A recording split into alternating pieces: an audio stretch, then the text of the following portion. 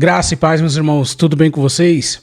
Eu sei que ninguém me perguntou, mas hoje eu vim lhes trazer aqui mais um tema dessa coleção incrível chamada Teologia para Todos. Como eu disse no último vídeo, essa é uma coleção da Thomas Nelson, da editora Thomas Nelson, em conjunto com o Bibotalk, que traz aqui vários assuntos, diversos assuntos. Aqui já tem 11 assuntos, estou com a coleção completa agora, que vai falar sobre assuntos, temas teológicos, para nós cristãos nos aprofundar mais aí nas questões bíblicas e nas questões sociais, nas questões contemporâneas. Será que o nosso dia a dia, será que a Bíblia tem alguma palavra para o nosso dia a dia? Será que as questões culturais que nós vivemos agora tem algo a ver com a Bíblia Sagrada, com a Palavra de Deus? Essa coleção vai nos trazer diversos temas sobre isso. E hoje, já que ninguém perguntou, eu vim lhe trazer o tema: a igreja apoiou a Hitler? Então, todos nós sabemos aí o que aconteceu ali na Segunda Guerra Mundial, a questão ali do Holocausto, a questão da guerra da Alemanha contra o mundo, e nós sabemos também da tirania desse homem chamado Hitler, Adolf Hitler, o que ele fez contra a humanidade, o que ele fez contra os judeus. Aqui você vai encontrar um pouco dessa história. Eu quero demonstrar para você um pouco desse livro que ele traz aqui. É claro que eu não vou trazer o que o livro ensina, senão você não vai ter graça para você. Você precisa adquirir esse livro, comprar esse livro, ter esse livro na sua estante, ter esse livro na sua coleção, para que você entenda e saiba dar a resposta da forma correta. Então, aqui já apresentando o livro, quero mostrar aqui a capa. No outro vídeo eu falei Felipe Mete, mas quem fez essa capa foi Guilherme Mete. É Guilherme Mete o nome dele. Então, um capista, desenhista fenomenal. A contracapa aqui dentro tem uns detalhes também, olha só. Muito bonito, muito bem feito. Um livro editado aí pela editora Thomas Nelson e Bibotalk, parceria com Bibotalk. Deixa eu ver se dá para mostrar aqui, olha aí, ó. A igreja apoiou Hitler. Quem traz esse estudo aqui é o Wilibaldo Neto. Ele é professor, eu vou ler aqui um pouco da biografia dele. Wilibaldo é doutor em História, bacharel em Teologia e pastor auxiliar na Igreja Batista Lindóia, em Curitiba, Paraná. É casado com Juliana e pai de Benjamim, Enoque e Israel. Então aqui nós sabemos um pouco de quem é o Wilibaldo. Tem uma frase aqui, todos os livros têm isso. Tem uma frase de destaque aqui, ó. Ignorar o passado pode ser confortável e muito perigoso. O que ele quer dizer com isso aqui? Que quando nós não conhecemos o passado, pode ser confortável porque conhecer o passado demanda tempo. Tempo de estudo, tempo de pesquisa, tempo de ouvir o que os outros têm a dizer. Então nós precisamos nos aprofundar, porque se você fazer uma pesquisa hoje aí num site, sei lá, no Google, no chat GPT, alguma coisa assim, como que foi o Brasil há 100 anos atrás, vai ter lá alguns documentos, mas para você saber a verdade mesmo, você precisa pesquisar muito, você precisa se aprofundar, porque a história é escrita através do ponto de vista de quem está vendo. Então eu posso escrever a história de um jeito e outra pessoa contemporânea a mim pode escrever de outra forma, de outro lugar, de outro pensamento, de outra ideologia. Então, conhecer a história, você precisa ver todos os argumentos que existem e ver qual o mais coerente, qual que perdurou mais, qual que teve mais credibilidade, e aí você vai trazendo ali entendimento sobre aquilo. Então aqui ele traz, eu não vou ler a introdução do Teologia para Todos, porque tá em todos os livros, tem a introdução aqui do Teologia para Todos. Você vai ter sempre um prefácio a esse estudo, né, a esse programa aqui do Teologia para Todos, feito pelo Rodrigo Bibo. E aqui tem a introdução do próprio Wilibaldo. Então, a introdução tem um subtítulo assim, ó: precisamos falar sobre isso. A igreja apoiou Hitler? Para responder essa pergunta, é preciso entender o que é igreja e quem foi Adolf Hitler. O termo igreja, como bem lembra Eric Voegelin, pode ter muitos significados. Normalmente se utiliza a igreja com inicial maiúscula, mas para se referir a comunidades cristãs locais, ou seja, congregações nas quais os cristãos se reúnem, assim como um conjunto de pessoas reunidas. Lá, já o termo, assim como pessoas reunidas lá. Já o termo igreja com inicial maiúscula pode ser usado para falar de uma instituição, como a Igreja Católica Apostólica Romana, ou ainda para indicar um conjunto de todos os cristãos. Então, aqui ele está explicando, né? Quando falar, eu vou à igreja com letra minúscula, é quando você vai se reunir com as pessoas, quando a igreja é formada ali espontaneamente, né? Você vai se reunir num culto, você vai se reunir numa reunião, numa célula, numa casa, em algum lugar assim. Mas quando fala igreja com I maiúsculo, está falando da instituição. Então, por exemplo, quando você fala assim, vem até a minha igreja, eu congrego na igreja tal. Aí você vai pôr o nome da igreja, vai denominar uma igreja, e aí é utilizado com o I maiúsculo, que é a instituição. E aí ele vai falar aqui, porque quando nós falamos a igreja apoiou Hitler, existe diversas frentes de igreja. Então existe a diferença, a igreja católica, a igreja cristã, a igreja protestante, a igreja conservadora, a igreja pentecostal, a igreja neopentecostal. Então hoje existem diversas igrejas, diversas nomenclaturas, e aí quando a gente fala igreja, fica centralizado em um tipo só de igreja, né? Então se você conhece só a igreja católica, você vai ficar centralizado na igreja católica. Se você conhece só a igreja protestante, você vai ficar focalizado na igreja protestante. Então aqui ele vai trazendo essa diferença um pouco, e ele vai falar sobre isso aqui. Mas aqui ele vai trazer a questão do Hitler, do Adolf Hitler, da questão da maldade dele. Por quê? Alguém chegou a chamar Hitler de doido. Então, olha o que ele escreve aqui, ó. Assim, em vez de estudar o assunto e redefinir sobre o que realmente aconteceu e como pode ter acontecido, tomamos como justificativa que todo o mal foi causado pela insanidade de um único homem. O que isso basta? Ele fez aquilo porque era louco. Então, ele vai tratar aqui esse assunto logo no primeiro capítulo, porque chamar Hitler de doido, de louco, falar que aquilo foi um ato de loucura, é isentá-lo da culpa. Você está tirando dele a culpa. E aí ele vai falar aqui dessa questão do homem ser completamente capaz de lucidamente praticar o mal, seja ele qual for. Seja ele qual for. Então nós vemos hoje aí no nosso dia a dia, hoje é dia 15 de setembro, estou gravando esse vídeo dia 15 de setembro, e nós estamos passando essa última semana, aí, por diversos atos de malignidade humana, da malignidade humana. Pessoas assassinando outras pessoas assim a sangue frio. A gente acabou de ver um tiro de sniper que matou um cara ao vivo. Um político ao vivo. Então, assim, é uma extremidade da maldade imensa. E nós precisamos nos acautelar e tomar cuidado. Por quê? Aqui ele vai falar, todos nós temos a capacidade de fazer isso. Todos. Na sua plenitude, todos temos a capacidade de ser maus. E ele vai falar aqui, ó, como um louco conseguiu tomar o poder da Alemanha e contar com o apoio do povo, teria sido o nazismo um caso de loucura coletiva?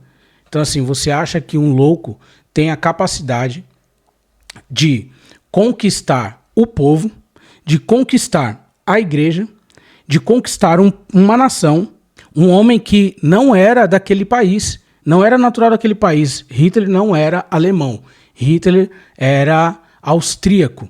Então, como que pode um louco dominar, fazer tudo isso?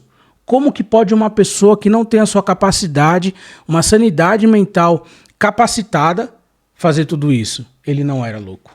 E aí, essa é a tônica desse primeiro capítulo.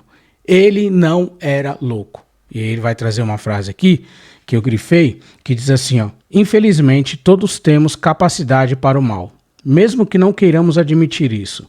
Todos temos condições de ser um Hitler, assim como uma Madre Teresa de Calcutá. Então aqui ele vai enfatizar muito bem isso. Todos nós temos a capacidade de ser bons ou maus ao extremo. Isso é uma opção de escolha nossa. Então, você vê essa questão do menino pobre que entra para a vida do crime e que, porque nasceu na periferia. Eu cresci na periferia. Eu morei nas maiores periferias de São Paulo.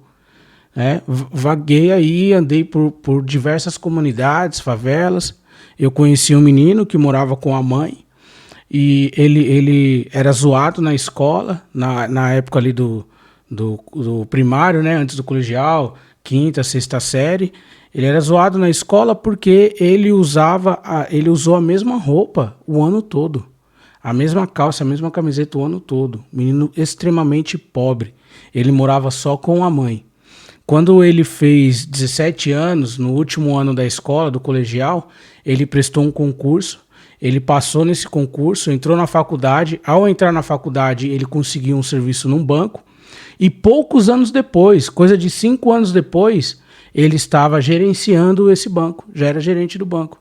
Então, o lugar onde você nasceu, a condição que você começou a sua vida, não determina o seu futuro, não determina como você vai terminar. Pelo contrário, vai determinar o tipo de força que você precisa aplicar para vencer aquilo. Então, esse rapaz que eu falei, que é conhecido por muitos ali onde eu cresci, ele conseguiu romper com tudo aquilo que podia atrapalhar ele. Ele poderia entrar para a vida do crime, ele poderia entrar por tráfico, ele poderia entrar por uma via mais fácil para conquistar as coisas, mas ele continuou estudando, usando a mesma calça, o mesmo tênis e a mesma camiseta. Na nossa época de adolescência, isso é motivo de zombaria, mas para ele não, foi combustível, motivo de força, para ele sair daquela zona de miséria e tirar a mãe dele junto com ele. Então, o nosso sucesso, a nossa vitória, ela não é determinada pelo lugar onde a gente começou. Eu estava escrevendo algo hoje sobre isso. Jesus veio de Nazaré, morou a vida dele toda em Nazaré, a vida adulta dele inteira em Nazaré. E aí, quando ele é apresentado a Natanael fala assim, mas pode vir alguma coisa boa de Nazaré? Então, as pessoas, elas querem determinar o nosso sucesso a partir do lugar de onde a gente veio. Então, na hora que você fala de onde você veio, qual lugar que você veio, as pessoas vão te zombar por causa daquilo ali. Mas não é isso que determina o seu futuro. O que determina o seu futuro é a sua força, a força que você vai aplicar para sair dali. Então, essa questão da maldade está intrínseca em nós e da bondade também. Então nós precisamos decidir qual que nós vamos usar. Então esse assunto está aqui no primeiro capítulo do livro, sobre a maldade, sobre a bondade dele. Esse livro ele tem 10 capítulos. É um livro pequeno, tá vendo? Fininho. Então aqui não dá para destrinchar um assunto tão grande assim, tão longo. Mas o que ele traz aqui já nos abre a mente sobre essa questão. Então aqui, ó, o primeiro capítulo, nem louco, nem monstro. Porque ele vai falar assim, ó, se atribuímos aquilo que Hitler fez também a demônios, nossa, ele estava endemoniado, isentamos ele da culpa de novo. Tiramos a culpa dele e colocamos nos demônios. Então, pensa nisso. Se foi por questão de loucura, ele não seria culpado pelo que ele fez. E se fosse questão de demônios, também não. Então, ele seria um homem inocente, ele seria uma vítima. E não é. Então, os 10 capítulos vai nos trazer isso, olha só. Nem louco, nem monstro, primeiro. Depois, sonhos frustrados, medo e ódio, o Hitler cristão, a suástica e a cruz, o Jesus ariano, pastores e espiões, Hitler e o Vaticano, o trágico silêncio, aprendendo a lição e a conclusão. E aqui, eu quero já partir aqui para o último capítulo. Por quê? Aqui aprendendo a lição, nós vamos ver algumas questões aqui que nos ensina hoje como igreja. Então ele vai falar aqui, ó, no último capítulo já, eu não vou falar do livro inteiro, claro. Fala assim, porém, o fanatismo e a intransigência, como gosto de lembrar, são apenas a evidência superficial de uma realidade mais profunda de substituição de Deus por um ídolo no coração humano. Essa idolatria costuma se manifestar em forma de fanatismo nas mais diversas ideologias. Elas são aparentemente opostas, porém, na verdade possuem em comum o fato de se tornarem evidentes no outro, mas praticamente invisíveis em nós mesmos. É o fanatismo, portanto, que cega. Aqui ele vai tratar dessa questão da igreja apoiar cegamente qualquer tipo de ideologia política, qualquer lado político. Então nós vemos aí nos últimos anos o que tem acontecido, né? A igreja apoia um lado político e a igreja perde. Esse lado político que a maioria da igreja apoia, porque não é todos, não são todos, perde. E aí, como tratar isso? Como que nós vemos isso? Se você já orou por algo e por um lado político e esse lado político perdeu ou ganhou, você acha que foi Deus que agiu? Você acha, como que você trata isso? Nós precisamos falar sobre isso. Eu, na minha posição pessoal aqui, eu acredito que a igreja não deve apoiar nenhum tipo de ideologia política. Eu acredito que a igreja é superior a isso. Uma vez, em uma reunião de trabalho ali, a gente na mesa, perguntaram para mim qual era a minha posição política. E eu aproveitei a palavra posição para falar. Falei, minha posição política é de joelhos. Eu oro pela política, pelos líderes, pelo líder que tiver lá, eu oro. É claro que eu voto, é claro que eu tenho a minha posição política, mas eu trato isso aqui, ó, na minha mesa, no meu lugar de comunhão. Eu trato isso aqui, entre as pessoas que me ouvem, que gostam de mim. Nós debatemos, nós discutimos, mas nós acabamos o assunto, damos as mãos, pegamos um jogo e vamos nos divertir. Vamos continuar irmãos, amigos, porque não vale a pena. E a igreja não pode passar por isso. E aqui ele vai falar sobre isso, essa idolatria política que alguns têm assumido. É idolatria política de qualquer lado, tá? Tô falando de qualquer lado. Então, mais um destaque aqui, ó. Não devemos nos iludir pensando que os extremismos ficaram no passado. As redes sociais têm favorecido a polarização política, uma vez que os algoritmos fortalecem a tendência natural de ouvirmos e lermos somente aquilo que nos agrada e que concordamos. Essa tendência foi denunciada pelo filósofo Byung-Chul. Hoje permanecemos iguais e no outro só se busca ainda a confirmação de si mesmo. Ao invés de aproximar as pessoas, a mídia digital nos afasta cada vez mais um do outro. Então aqui continua falando dessa questão da idolatria política, né? Achei legal aqui nesse livro porque essa questão da maldade, da bondade, essa questão da capacidade de fazer o mal que está em todo mundo. Aqui, deixa eu ver se eu acho aqui, tem uma pintura que Hitler pintou. Olha aqui, ó. Não vai mostrar bem aí, ó. Quando eu editar esse vídeo, eu vou colocar a imagem aí para vocês verem. Mas aqui é uma pintura que Hitler fez, ó. A pintura de Hitler. É um quadro que ele desenhou. Então foi um homem que viveu uma vida aparentemente boa, que tinha bondade no seu coração e que se desandou de uma hora para outra, assim, de uma hora para outra não, mas desandou. Você vai conhecer um pouco da história dele aqui. E para concluir aqui, ó, quero deixar mais uma frase, mais um destaque aqui nesse livro. Em toda a coleção tem esses destaques aqui, tá vendo? Muito bom. Então ele vai falar aqui, ó, mesmo que os tempos sejam outros, uma coisa permanece: a maldade do ser humano, que sendo pecador, tem o potencial para se tornar tão terrível quanto o próprio Adolf Hitler.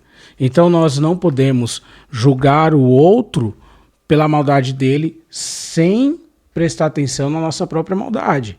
Então, olha os nossos dias aí, pessoas comemorando a morte de outras pessoas, pessoas desejando a morte de outras pessoas, explicitadamente, né, as redes sociais fazendo isso, aceitando isso, e pessoas curtindo isso, comentando isso. Então, quando você comemora a injustiça na vida de outra pessoa, você deve esperar injustiça na sua vida também. É uma via de mão dupla. A palavra de Deus diz assim: não se deixe enganar, porque Deus não se deixa escarnecer, porque tudo aquilo que o homem plantar, ele vai colher. Então nós precisamos prestar atenção naquilo que nós fazemos, naquilo que nós apoiamos. Precisamos prestar atenção como ser humano, como igreja, como cidadão, como família, como irmão, como pessoa. Porque assim como Hitler foi bom por uma época e mal em outra época, nós também podemos ser. Então, qual é a chave que precisa virar para isso acontecer? Nós precisamos vigiar nisso. Se você é capaz de falar algo, você é capaz de fazer também. E nós precisamos tomar cuidado com isso. Então lembra do garoto que eu falei que foi para a escola um ano inteiro com a mesma roupa? Talvez ele falava na mente dele, um dia eu vou sair daqui, um dia eu vou sair daqui. Ele se dedicou aos estudos dele e conseguiu um cargo altíssimo com menos de 25 anos. Ele era gerente de um banco, de um grande banco. Então, queridos, eu espero que isso tenha gerado curiosidade e vontade de ler esse livro aqui. É muito bom. Como eu disse no outro vídeo, é um livro rápido de se ler, não é um livro muito grande. Eu gosto de ler fazendo pesquisa, então eu coloco meu computador aqui na frente, eu vou fazendo as minhas pesquisas ali, mas é um livro muito bom. Se você quiser comprar esse livro, o link vai estar aqui na descrição do vídeo, junto com a coleção. Então é sempre um kit com 3 livros. Eu não lembro qual kit que ele tá, mas é um kit com 3 livros. Vai custar aí uma média de R$35 a R$40. E um livro sozinho vai custar de 15 a 20 reais um livro sozinho. Tem uma variação de preço aí. Então eu vou deixar o link aqui, se você quiser adquirir esse livro. Se você gostou desse vídeo, curte esse vídeo. Comenta aqui, comenta assim, ó, Teologia para Todos. Se você assistiu até aqui, eu vou saber, hein? Aí você comenta aqui, Teologia para Todos. Curte esse vídeo, comenta, compartilha. Você que não é inscrito nesse canal, se inscreve aqui, porque eu quero te fazer um convite.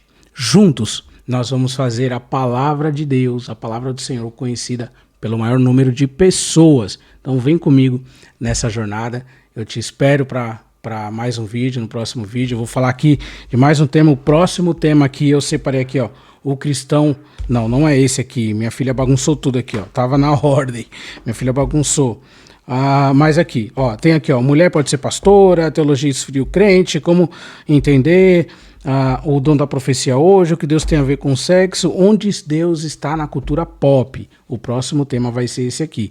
Onde Deus está na cultura pop. Minha filha falou cultura K-pop. Mas assim, ó, vamos juntos conhecer a palavra do Senhor e fazê-la conhecida pelo maior número de pessoas. Amém? Deus te abençoe.